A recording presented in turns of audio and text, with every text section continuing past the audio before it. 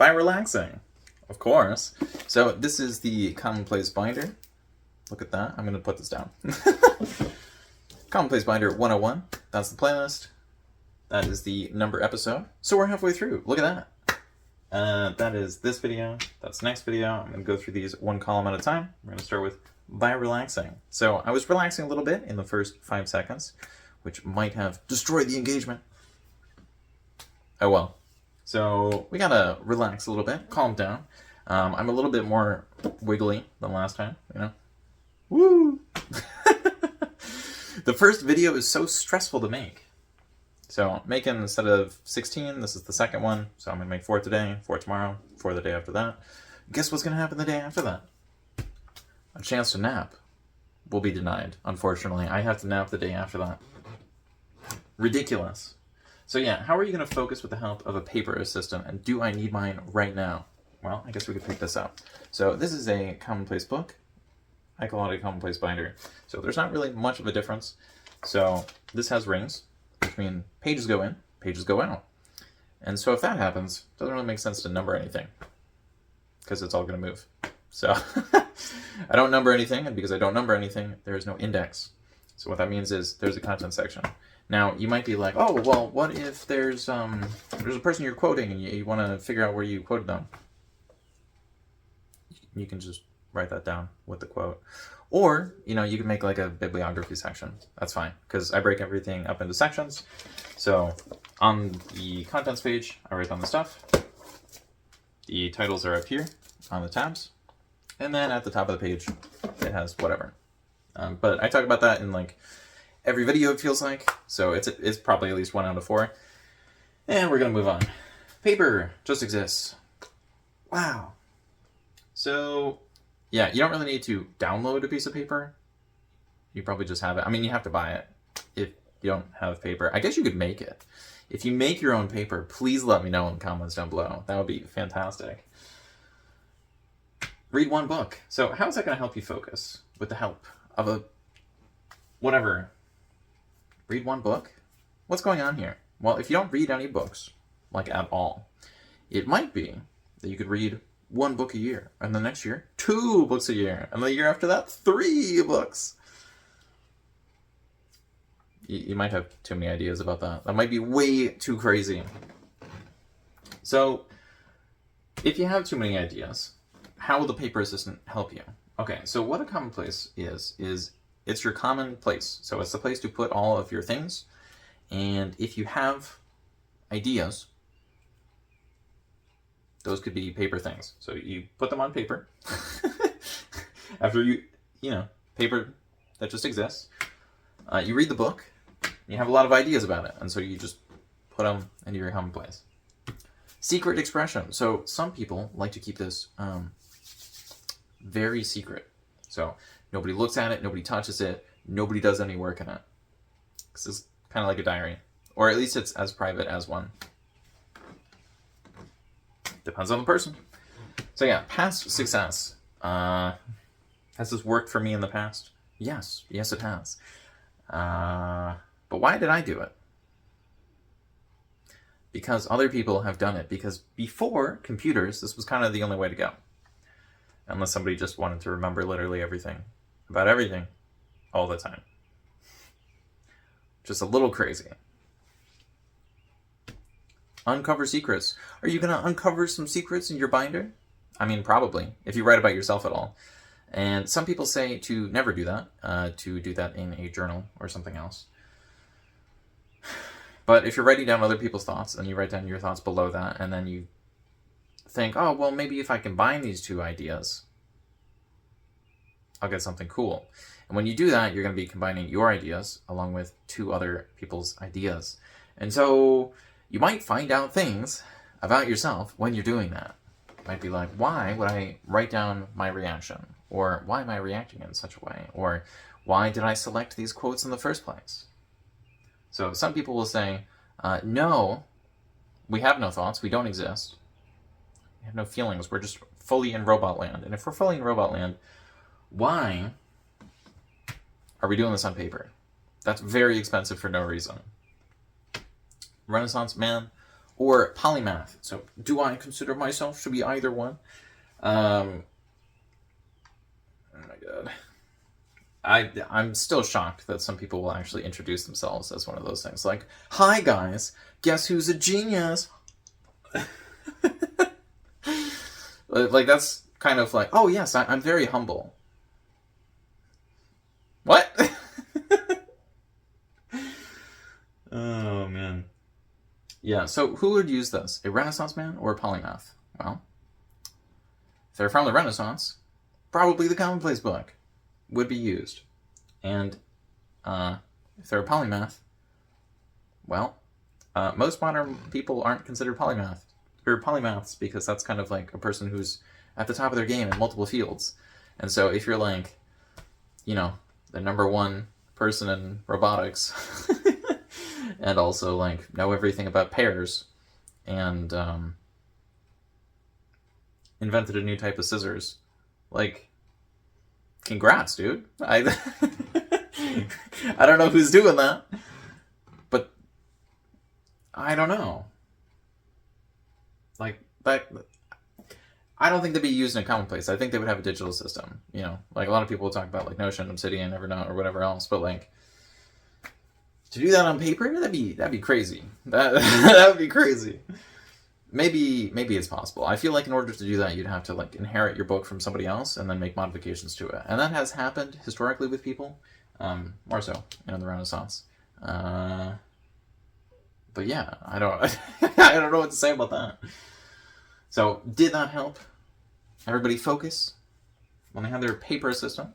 Well, I think so, because they had a place to actually put all their extra stuff. So all their incomplete projects would go in a place, and then they could just work on them later. And so you might call that a different type of book, and if you do, please leave that in the comments down below so everybody can read the proper Wikipedia articles. Maybe we'll do in-depth research. Maybe we'll be like, I don't know what a zibalone is. I need to figure that out. Or what's a personal knowledge base? Well, I'm probably going to have a Wiki link for that down below. But not the other one, unless that's requested. But yeah. Super old. Are you getting to be super old watching this video? Does it just keep going on and on? This man is never going to get there. Well, are you taking notes? Because I feel like if you're taking notes, even if the notes are like, wow, this guy doesn't know how to communicate his ideas properly, then you could write down, why do I think that this person can't express their ideas properly? Or, you know, could be one of these things was really interesting. You could make a note like, maybe I should read about that afterwards. Just saying. I've enjoyed it. I can say that I have enjoyed putting things in a binder. Now, part of the reason for that is I can pick it up and be like, oh, I made a thing. Look at that. Look at that. That's crazy. And then I can set it down, because holding objects of any weight for too long gets heavy. Past versions. So I said this is my demonstration binder. If it's my demonstration, where is the real thing? That's just for me. It's the secret expression of myself. Come on. Book of motivation. So, do I find it to be motivational to look through my old books or binders? Yeah. It's also demotivating in some ways, because I'm like, this is a lot of stuff to page through. And I'm like, ooh, what if I get a paper cut? That would suck. Do I have to use my special page turner thing to go through it? I probably don't want to do that. When I do page through it, is it going to be covered in dust? Like, oh man. And when I finally do look at this stuff, it's going to be all my oldest work. And so it's like, yeah, I'm sure I wrote something cool in elementary school or middle school or high school, but I don't really want to wade through all of the work I made before I learned any of the things that I actually use now. No, I mean, there are a lot of things that people know or learn when they're like 5 that they use forever, but a book of motivation? Sometimes, yes. Other times, no. But it is very good at looking at problems that I have solved in the past, because then I can just look at the solution instead of having to recreate it, which is pretty nice. Of course, if you do exactly what you did in the past, you might never actually advance. So change things up sometimes. Or, you know, leave a slightly longer gap in between when you review the oldest stuff. Take the first steps. Write these things down. Take the notes on paper. Wow. Okay. Make life easier. Is your life going to be easier if you write all the stuff down on paper? Well, you're going to have to find a place to put the paper. The first recommendation I have for that is find a box. Or a shelf. Or, like, there needs to be a place for the things to go if you're going to be generating a whole bunch of things. Because otherwise they're just going to be spilling all over the floor, and nobody wants that. Now, it's a lot better than spilling broccoli all over the floor, especially if you got, like, olive oil on it. Then you got oil and vegetables all over the floor, and then you got to find something else to eat. It's just like, why? No, I haven't done that in my room.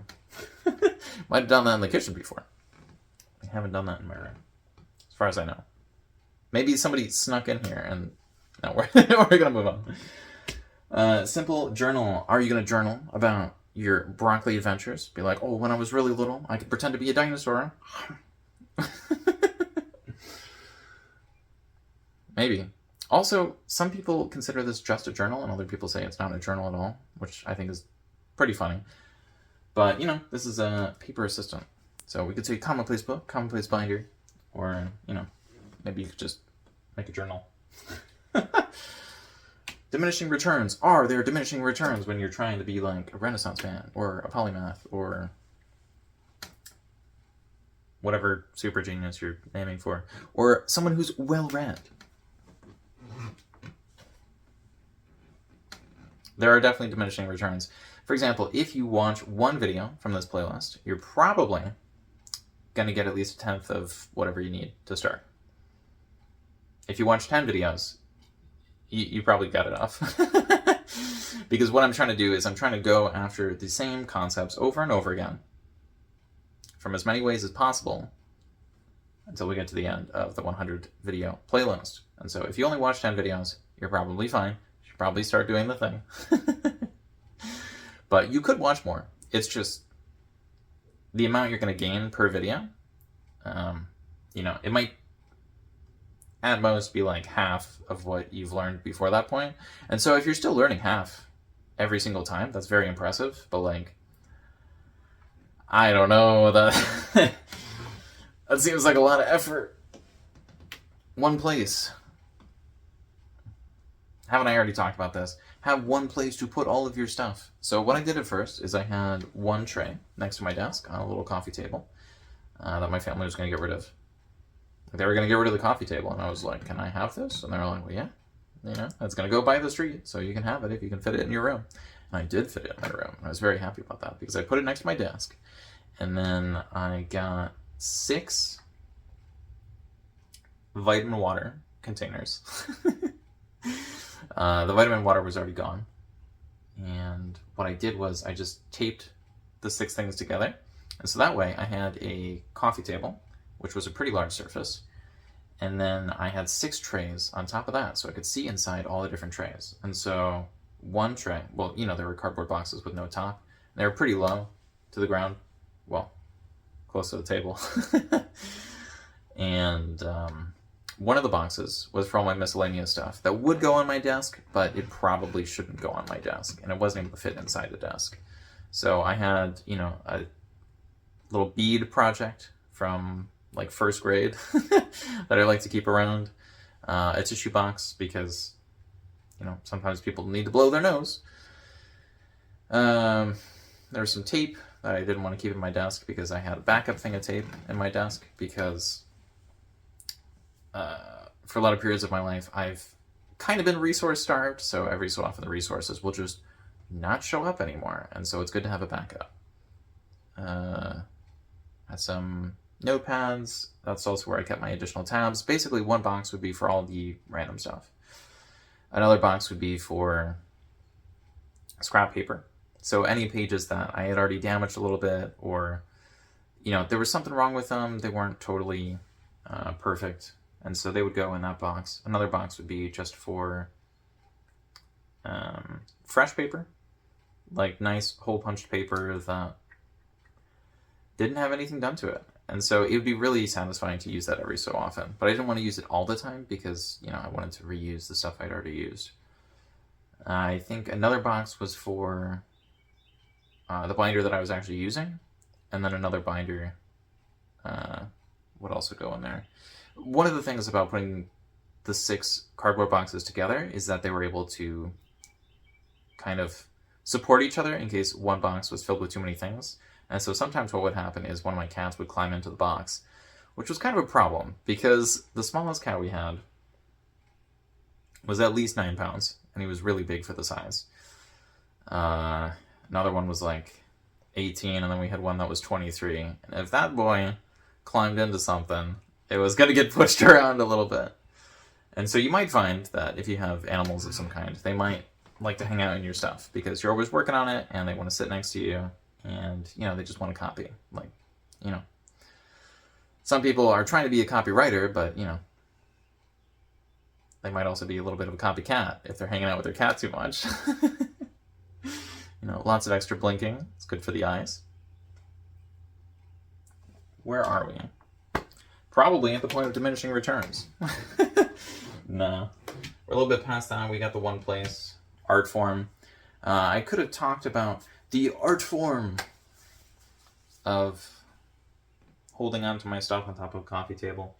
No, that's kind of just like a random rant. Do some people treat this as an art form rather than just a place to keep their random junk? Yes. Is that kind of what we're supposed to be doing? Yes. Is that what I am doing? No. Because I found that the thing I struggle with the most is putting my thoughts into words and then recording the words. That sequence is really frustrating. So I used to be able to think thoughts really effectively. I can't do that as effectively as I used to. However, even though I used to be able to think more thoughts at a time, you know, like one thought, and then a thought that builds on that, and a thought that builds on that, and a thought that builds on that, and it just keeps going. I could do that pretty easily in the past, but I couldn't communicate any of the ideas. So I would think through, you know, like 8 ideas in a row, and I'd be like, oh, okay, that makes sense.